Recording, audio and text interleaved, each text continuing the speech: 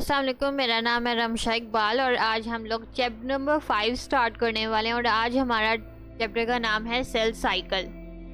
आज हम लोग फर्स्ट लेक्चर इसका स्टार्ट करने वाले हैं और आज हम लोग सिर्फ सेल साइकिल का इंट्रोडक्शन स्टडी करेंगे, ठीक है।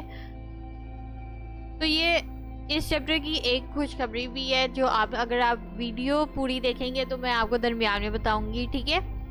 तो हम लोग स्टार्ट करते हैं। सेल साइकिल किस तरह से सेल जो है वो रिप्रोड्यूस करता है, फर्दर हमारे पास आगे डॉटर सेल्स प्रोड्यूस करता है। तो आज हम लोग ये थोड़ा सा इंट्रोडक्शन देख लेते हैं कि इस चैप्टर में हम लोगों ने किस तरह से देखना है कि सेल डिवाइड करता है।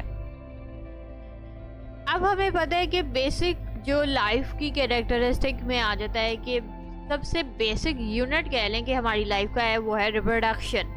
रिप्रोडक्शन के बगैर ना तो ऑर्गेनिज्म रिप्रोड्यूस कर सकता है, ना ऑर्गेनिज्म डेवलप कर सकता है, ना ग्रो कर सकता है, ठीक है। प्रेजेंटली भी अगर जो ऑर्गेनिजम्स ऑलरेडी हम लोग हैं, जैसे हमारे अंदर भी अभी भी रिप्रोडक्शन चल रही है, माइटोसिस होती है हमारे अंदर अभी भी होती है, कई सेल्स रिप्रोड्यूस कर रहे हैं अंदर। अब रिप्रोडक्शन हमारे पास डिफरेंट लेवल्स ऑफ ऑर्गेनाइजेशन में अगर होती है, ज़रूरी नहीं है बस ऑर्गेनिज्म ने जब डेवलप होना है उस वक्त रिप्रोडक्शन होनी है, उसके बाद कोई सेल रिप्रोड्यूस नहीं करता, ऐसे नहीं होता, ठीक है। अब जो कुछ सेल्स आ जाते हैं रिप्रोडक्शन की बात करें जिसमें क्रोमोसोम्स आ जाते हैं, वो हमारे पास न्यू क्रोमोसोम्स बनाते हैं, नए क्रोमोसोम्स बनाते हैं। इसके अलावा कुछ सेल्स आ जाते हैं वो नए सेल्स बनाते हैं और इस तरह ये प्रोसेस चलता रहता है, ठीक है। इसी तरह ऑर्गेनिज्म की इंडिविजुअल की भी बात करें तो वो क्या करता है, ऑफस्प्रिंग्स बनाता है अपने की तरह, ठीक है, यानी कि चिल्ड्रन प्रोड्यूस करते हैं, ठीक है। ऑफस्प्रिंग का मतलब ये होता है। तो इस तरह से ऑर्गेनिज्म क्या करता है, रिप्रोड्यूस करता है और ये लाइफ का साइकिल भी एक तरह से चल रहा है। इसके बगैर ऑर्गेनिजम्स बिल्कुल ख़त्म हो जाए। तो रिप्रोडक्शन सबसे बेसिक यूनिट है हमारी ये लाइफ का, वर्ल्ड का। रिकॉल करें अगर हम लोग चैप्टर नंबर 4 को, जब हम लोगों ने सेल थ्योरी की फॉर्मुलेशन में हिस्ट्री देखी थी तो उसमें हम लोगों ने एक साइंटिस्ट देखा था, रुडोल्फ विर्को। उसने सेल थ्योरी का एक प्रिंसिपल बताया था। आप अगर रिकॉल करें तो सेल जो हम लोगों ने थ्योरी भी पढ़ी थी उसके 3 प्रिंसिपल्स थे। उसमें से जो एक प्रिंसिपल था वो रुडोल्फ विर्को ने दिया था और वो प्रिंसिपल ये था कि ऑल सेल्स, जितने भी लिविंग सेल्स हैं, ये अराइज होते हैं from the pre existing cells, यानी कि पिछले सेल से जो है वो अराइज होते हैं, बनते हैं नए सेल्स। ये उस वक्त उसने सेल थ्योरी का एक प्रिंसिपल दिया था और ये बात सही है, ठीक है। तो अगर हम लोग सेलुलर रिप्रोडक्शन की बात करें, इसको हम लोग सेल डिवीजन कहते हैं। इसमें क्या होता है कि सेल्स क्या करते हैं, रिप्रोड्यूस करते हैं और नए सेल्स बनाते हैं, ठीक है। इसको सेल डिवीजन कहते हैं। तो ये भी प्रॉपर एक लाइफ है सेल की, जिसमें उसने सबसे पहले प्रोड्यूस होना है, फिर उसने फर्दर जो है वो सेल्स को रिप्रोड्यूस करना है, ठीक है। इसको हम लोग सेल डिवीजन कहते हैं। सेल साइकिल की बात करें, अब सेल साइकिल किस तरह से होता है, क्या चीज़ है सेल साइकिल। सेल साइकिल में ये होता है कि प्रॉपर एक सीरीज होती है इवेंट्स की। इवेंट क्या होता है, यानी कि प्रॉपर स्टेप्स होते हैं, ठीक है, और उसकी एक सीरीज चलती है। ऐसे नहीं होता कि एक पहले स्टेप हो जाए फिर आखिरी स्टेप हो जाए, ऐसे नहीं होता। सीरीज होती है प्रॉपर एक सेल की। जिस तरह उसने प्रोड्यूस होना है, सबसे पहले उसने जब प्रोडक्शन के बाद उसने क्या करना है, माइटोसिस करनी है। माइटोसिस के बाद उसने फर्दर क्या करने हैं, नए सेल्स प्रोड्यूस करने हैं। ये जो प्रॉपर पूरा एक साइकिल चलना है, इसको हम लोग सेल साइकिल कहते हैं, ठीक है। अब सेल साइकिल के 2 फेजेस है हमारे पास। एक होता है हमारे पास इंटरफेस, एक होता है माइटोटिक फेज। माइटोटिक फेज की बात करें तो ये छोटा पीरियड होता है सेल साइकिल का, और इंटरफेस इतना लेंथी पीरियड होता है कि 90% जो हमारे पास सेल साइकिल में जो टाइम यूज होना है वो इंटरफेस का होता है, 90%। माइटोटिक फेज में ये असल में है तो शॉर्ट पीरियड, लेकिन उसमें ये होना होता है कि उसमें सेल की डिवीजन होनी होती है। सेल्स ने 2 क्या करने, आगे से फर्दर सेल्स बनाने होते हैं, यानी कि सेल डिवीजन को हम लोग कहते हैं माइटोटिक फेज। इंटरफेस में ये होता है कि उसने सेल को प्रिपेयर करना होता है कि आगे उसने फर्दर डिवीजन करनी है। इस प्रेपरेशन में उसका जो सेल साइकिल का जो टाइम पीरियड है ना ऑलमोस्ट 90% यूज होता है सिर्फ प्रेपरेशन में। उतना डिवीजन में क्या कितना टाइम लग रहा है, सिर्फ 10%, लेकिन प्रेपरेशन में 90% यूज कर रहा है कि सेल को वो प्रिपेयर कर सके डिवीजन के लिए।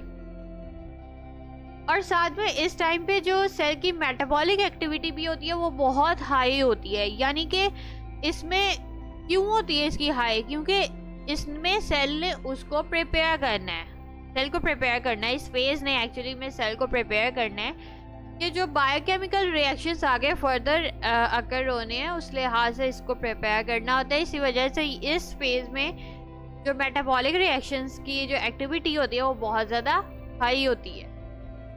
ठीक है, अब आज इस लेक्चर में हम लोग जो है सिर्फ इंटरफेस को स्टडी करेंगे, माइटोसिस हम लोग नेक्स्ट लेक्चर में स्टडी करेंगे।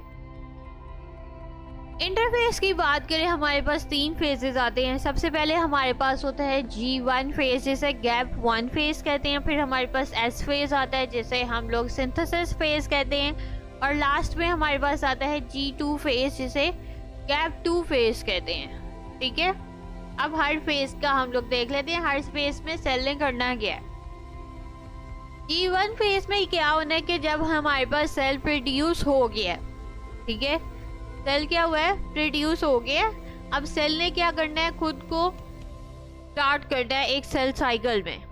ठीक है, सेल हमारे पास बन गए, अब उसने एंटर करना है सेल साइकिल में एक तरह से। ठीक है, अब इस फेज में क्या करना होता है, सेल ने 4 चीज़ों को इंक्रीज करना होता है। ठीक है, ज़्यादा करना होता है। कौन कौन सी चीज़ों को, सबसे पहली चीज़ ये आती है उसने प्रोटीन्स की सप्लाई को इंक्रीज करना है। दूसरी चीज़ ये आ जाती है उसके अंदर ऑर्गेनेलीज इंक्रीज होना शुरू हो जाते हैं, यानी कि उसके अंदर बनना शुरू हो जाते हैं, ऑर्गेनेलीज ज़्यादा होना शुरू हो जाते हैं। ऑर्गेनेलीज कब आपको आइडिया है कौन कौन से ऑर्गेनेलीज सेल के अंदर प्रेजेंट होते हैं। ठीक है, तीसरी चीज़ इसमें ये आ जाती है सेल का साइज इंक्रीज होना शुरू हो जाता है। ठीक है, और चौथी चीज़ ये आती है कि एंजाइम्स की सिंथेसिस होना शुरू हो जाती है, और ये वाले एंजाइम्स फर्दर आगे एस फेज में भी यूज़ होते हैं। ठीक है, तो ये 4 चीज़ें असल में G1 फेज में होनी है। हर चीज को उसने क्या किया, सिंपल इंक्रीज किया। एस फेज में क्या होना है, एस फेज में ये होता है कि सेल क्या करता है, डुप्लीकेट करता है क्रोमोसोम्स को। अब क्रोमोसोम क्या है, दरअसल हमारी बॉडी में 46 क्रोमोसोम्स प्रेजेंट है। ठीक है, अगर हम लोग यूजुअली ये क्या होते हैं, पेयर्स की फॉर्म में प्रेजेंट है, ठीक होते हैं। अब हमारे अंदर 46 क्रोमोसोम्स है, अगर उनका हाफ करो तो पेयर्स कितने हुए, 23 पेयर्स हुए ना। तो टोटल नंबर हमारे पास 46 क्रोमोसोम्स है, लेकिन पेयर्स, जो क्रोमोसोम के पेयर्स की बात करें वो 23 पेयर्स हैं। ठीक है, अब इस एस फेज में क्या करना होता है, असल में सेल ने इसमें क्रोमोसोम्स को डुप्लीकेट कर देना होता है, यानी कि क्रोमोसोम, एक क्रोमोसोम है उसकी कॉपी बना देनी होती है। तो एक क्या बन गया, ये क्रोमोसोम का डुप्लीकेट बन गया। ठीक है, और इसमें फिर क्या होगा कि हर क्रोमोसोम के अंदर 2 सिस्टर क्रोमेटिड्स बन जाएंगे, क्योंकि पहले हमारे पास एक था क्रोमेटिड था। ठीक है, इस फेज में क्या होगा कि एक और क्रोमेटिड बन जाएगा, और ये क्या इस तरह से क्या बन जाएगा, सेल के अंदर क्रोमोसोम क्या हो गया, ये डुप्लीकेट हो गया। ठीक है, अब ये क्रोमेटिड्स क्या है, क्रोमोसोम क्या है, ये मैं अभी आपको आगे डायग्राम में बताऊंगी, फिर आपको समझ में आ जाएगी। G2 फेज की बात करें तो इसमें सेल ने प्रिपेयर करनी होती है प्रोटीन्स को। अगेन प्रोटीन्स की प्रिपरेशन इसमें करनी है। G1 में भी हमने देखा कि उसने सप्लाई ऑफ प्रोटीन्स को इंक्रीज किया था। अब G2 फेज में क्या करना है, उसने प्रोटीन्स को प्रिपेयर करना है। ठीक है, प्रोटीन्स को प्रिपेयर करने का मकसद क्या है, ताकि वो स्पिंडल फाइबर्स की फॉर्मेशन कर सके, और ये हमारे पास माइटोसिस में यूज होती हैं। अच्छा, स्पिंडल फाइबर्स क्या हैं, ये हम लोग जब नेक्स्ट लेक्चर में माइटोसिस का टॉपिक स्टडी करेंगे तब हम डिटेल से पूरा सेल साइकिल में देखेंगे कि हर कंपोनेंट क्या है और किस तरह से वो सेल डिवाइड होता है, तो उस वक्त आपको समझ में आ जाएगी। अच्छा, अगर सपोज के G2 फेज में ये हुआ है कि प्रोटीन्स की सिंथेसिस नहीं हुई, तो उसकी वजह से ये होगा कि सेल माइटोसिस में नहीं जाएगा, इसलिए ये प्रोटीन्स की सिंथेसिस होना बहुत इंपॉर्टेंट है। फिर G2 फेज के बाद क्या होता है कि सेल डिवीजन फेज के अंदर एंटर हो जाता है। ये ऊपर तक हमारा ये सारा क्या था, इंटरफेस था। इसके बाद सेल ने एंटर हो जाना है डिवीजन फेज में, जो कि माइटोटिक फेज होता है, यानी कि इसके अंदर सेल की क्या होनी है, डिवीजन होनी है। और हमारे पास सेल के क्या बनेंगे आगे, दो डॉटर सेल्स बनेंगे। सपोज एक सेल है, ठीक है, माइटोटिक फेज में चले गया, अब सारी प्रेपरेशन उसके अंदर हो चुकी है डिवीजन के लिहाज से। अब उसने माइटोटिक फेज में जाना है ताकि उसने फर्दर आगे डिवीजन कर सके। तो वो सिंगल सेल आगे फर्दर जो पूरा प्रोसीजर चलेगा ना माइटोसिस का, उसके बाद एंड पे आगे दो सेल्स बन जाएंगे। उसको कहा हुआ है कि दो डॉटर सेल्स बन जाएंगे, ठीक है, इस प्रोसेस को कहते हैं। अच्छा, कुछ केसेस में ये होता है कि सेल्स जो है वो डिवाइड करना छोड़ देते हैं, या तो परमानेंटली छोड़ देते हैं कि हमेशा के लिए छोड़ देते हैं, या टेम्परेली छोड़ देते हैं, कुछ टाइम के लिए छोड़ देते हैं डिवाइड होना। तो फिर सेल इस केस में क्या होता है कि एक स्टेट के अंदर, स्टेट ऑफ क्विसेंस के अंदर चले जाते हैं, यानी कि वहाँ पे सेल क्या हो जाएंगे, स्टेल हो जाएंगे, यानी डिवाइड नहीं हो रहे। उस स्टेट को या उस फेज को हम लोग कहते हैं जी नोड फेज।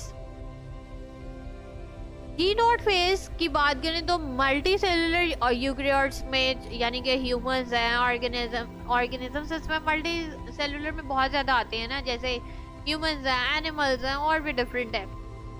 अच्छा, इनमें क्या होता है कि सेल्स या तो परमानेंटली या टेम्परेली जो है वो जी नोड फेज में चले जाते हैं। इसमें कुछ एग्जांपल्स मैं आपको बताती हूँ जिसमें हमारे पास कुछ सेल्स आ जाते हैं, वो जी नोड में जाते हैं परमानेंटली। उसमें एग्जांपल आती है न्यूरॉन्स की। इसमें क्या होना होता है कि न्यूरॉन्स के जो सेल्स होते हैं ना, या न्यूरॉन्स जो होते हैं, वो क्या करते हैं, जी नोड के अंदर जाते हैं और वो परमानेंटली अंदर रह लेते हैं। उसके बाद उसने उस फेज से बाहर नहीं निकलना थ्रू आउट द पीरियड जब तक कि ऑर्गेनिज्म की लाइफ है। इसके अलावा कुछ सेल्स आते हैं जो सेमी परमानेंटली जाते हैं, यानी कि कुछ पीरियड के लिए सिर्फ जी नोड फेज में जाते हैं। इसमें एग्जांपल आ सकती है कुछ सेल्स की, लिवर और किडनी के कुछ सेल्स आ जाते हैं, वो इस फेज में जाते हैं, थोड़े टाइम के लिए जाते हैं, बाद में निकल आते हैं। इसके अलावा बहुत ज़्यादा बाकी के जो सेल्स आ जाते हैं वो क्या करते हैं, इस फेज में कभी भी नहीं जाते। थ्रू आउट द जितनी भी ऑर्गेनिज्म की लाइफ होती है उसने इस फेज में एंटर नहीं होना। उसने जब तक ऑर्गेनिज्म की लाइफ है ना, उसने कंटिन्यूसली डिवाइड होते रहना है, उसने इस फेज में जाना ही नहीं है। अब यहाँ पे डायग्राम है, ठीक है, डायग्राम अब आपने गौर से देखनी है, फिर आपको सारी समझ आएगी इंटरफेस की।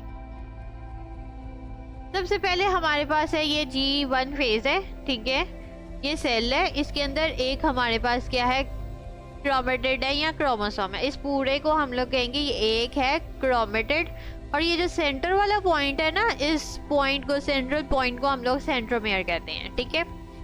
अच्छा, G1 फेज है जिसमें क्या होनी है, प्रोटीन्स की सिंथेसिस होनी है, ऑर्गेनेलीज की सिंथेसिस होनी है, और साइज में इंक्रीज होना है, और साथ में एंजाइम्स की भी सिंथेसिस होनी है जो एस फेज में आगे यूज होनी है, ठीक है। तो इसके अंदर हमारे पास क्या है, सिंगल क्रोमोसोम है। एस फेज में आएंगे, फिर एस फेज में क्या होगा, क्रोमोसोम्स की डुप्लीकेशन होगी, यानी कि एक और कॉपी बन जाएगी, साइज में भी इंक्रीज होगा। यानी कि अब आप यहाँ पे क्रोमोसोम देखें कि एक क्रोमेटिड नहीं है, अब हमारे पास अंदर दो क्रोमेटिड्स हैं। तो ये क्या बन गया, पूरा एक क्रोमोसोम बन गया जिसके अंदर क्या हुआ है, क्रोमोसोम की क्या हुई है, डुप्लीकेशन हो गई है, साथ में कुछ ऑर्गेनेलीज की भी प्रोडक्शन हो गई है। नेक्स्ट हमारे पास G2 फेज में जाएंगे, ज़्यादा ग्रोथ होगी, फिर उसके बाद प्रोटीन्स ज़्यादा बनेंगे। कौन से प्रोटीन्स बनेंगे, जो कि माइटोसिस में यूज होने। अगर प्रोटीन्स की सिंथेसिस यहाँ पे नहीं होगी तो सेल माइटोसिस फेज में नहीं जाएगा, ठीक है, ये बात याद रखनी है। प्रोटीन्स की सिंथेसिस होना शुरू होगी, फिर सेल ने क्या करना है, एम फेज में जाना है, माइटोटिक फेज में, जिसमें सेल की क्या होनी है, डिवीजन होनी है। और इसमें भी डायरेक्ट जो है सेल फर्दर आगे सेल ये दो सेल्स नहीं बनाता, इसमें बहुत लेंथी प्रोसेस होता है, ये हम लोग आगे पढ़ेंगे। और फिर ये हमारे पास क्या हुआ, दो डॉटर सेल्स बन गए। यहाँ पे आप देखें क्रोमोसोम है, ठीक है, उसके दो क्रोमेटिड्स हैं। जब सेल दो सेल्स बने हैं उसके अंदर एक एक क्रोमेटिड है, तो ये किस तरह हुआ है ये हम लोग स्टडी करेंगे। इसके साथ अगर आप G1 फेज में एक और फेज देख लें, G0 फेज, तो इस फेज में क्या होता है, G0 फेज आ जाता है, जो कि G1 फेज में ही आता है। तो इसमें सेल ने टेम्परेली या परमानेंटली सेल ने डिवाइड करना छोड़ देना होता है। इसमें बहुत ज़्यादा सेल्स आ जाते हैं जो अभी हम लोगों ने डिस्कस भी किए हैं। अच्छा, ये जो सेल साइकिल के जो सीरीज हैं, ये प्रॉपर पूरी सीरीज है ना स्टेप्स की, इवेंट्स की, ये हमेशा एक तो ये कि ये ऑर्डर इनका यही होता है और ये इनकी डायरेक्शन भी यही होती है। यानी कि सेल्स ने इसी स्टेप्स में पास होना होता है। ऐसे नहीं होना होता कि पहले चलो G2 फेज हो जाए, फिर M फेज हो गया, फिर चलो G1 कर लेते हैं। ऐसे नहीं होता। सेल ने हमेशा इसी डायरेक्शन में मूव करना है। कभी सेल रिवर्स भी नहीं हो सकता, उसकी डायरेक्शन रिवर्स नहीं हो सकती। ये सेल का साइकिल इसी तरह चलेगा, इसी ऑर्डर में चलेगा, डायरेक्शन भी यही होगी और सेल रिवर्स भी नहीं कर सकता, इस अपने स्टेप्स को आगे पीछे भी नहीं कर सकता। अब मैं आपको बुक से बताती हूँ कि बुक में हम लोगों ने कहाँ से कहाँ तक पढ़ा है, ठीक है।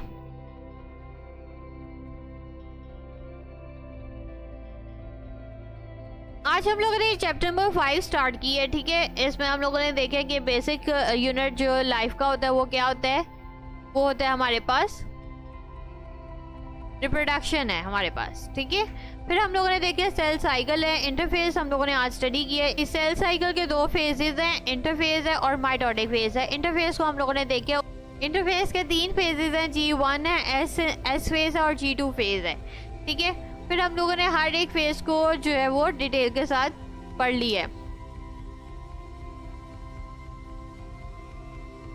ये हम लोगों ने डायग्राम भी स्टडी कर लिया कि किस तरह से सेल ने जो है वो G1 से स्टार्ट होने हैं, फिर उसके बाद S फेज में जाना है, फिर G2 फेज में जाना है, फिर M फेज में जाना है, ठीक है। और ये G0 फेज में भी कुछ सेल्स चले जाते हैं। ये हम लोग सारा स्टडी कर चुके हैं। तो आज हम लोगों ने बस इतना ही पढ़ा है, ठीक है। आज हम लोगों ने जितना भी पढ़ा है ये सारा सिर्फ शॉर्ट क्वेश्चंस के लिए, ये लॉन्ग क्वेश्चन नहीं आता। अच्छा, इस चैप्टर की जो मैंने आपको खुशखबरी देनी थी वो ये थी कि इस चैप्टर में से लॉन्ग क्वेश्चन नहीं आना।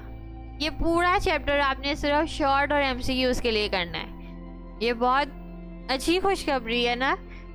तो ये हालांकि ये चैप्टर थोड़ा सा कॉम्प्लिकेटेड भी है, बच्चे इसमें बहुत कंफ्यूज होते हैं, बहुत ज़्यादा होते हैं, उनको समझ नहीं आती। मैं ट्राई करूँगी इंशाल्लाह कि आपको सारी चीज़ें समझ आ जाएं, ठीक है। तो लेकिन इस चैप्टर से लॉन्ग क्वेश्चन नहीं आना, ये आपने पूरा चैप्टर शॉर्ट और MCQs के लिए करना है, ठीक है। होप सो आपको वीडियो पसंद आई होगी। तो अगर वीडियो पसंद आई है, ये चैप्टर बहुत इंटरेस्टिंग है, आपको मज़ा आएगा पढ़ने का। अगर आपको वीडियो पसंद आई है तो लाइक करें, शेयर करें, सब्सक्राइब करें और जिस चीज़ की समझ नहीं आती कमेंट्स में पूछें। नीचे आपको डिस्क्रिप्शन में भी लिंक मिल जाएगा, नोट्स का मिल जाएगा। इसके अलावा एक और लिंक दिया हुआ है जो कि प्रोडक्ट स्टोर है, आप वहाँ पे जाएं, विजिट करें, कोई चीज़ बाय करनी है आप वहाँ से बाय कर सकते हैं। तो आज के लिए इतना ही, अल्लाह हाफिज़।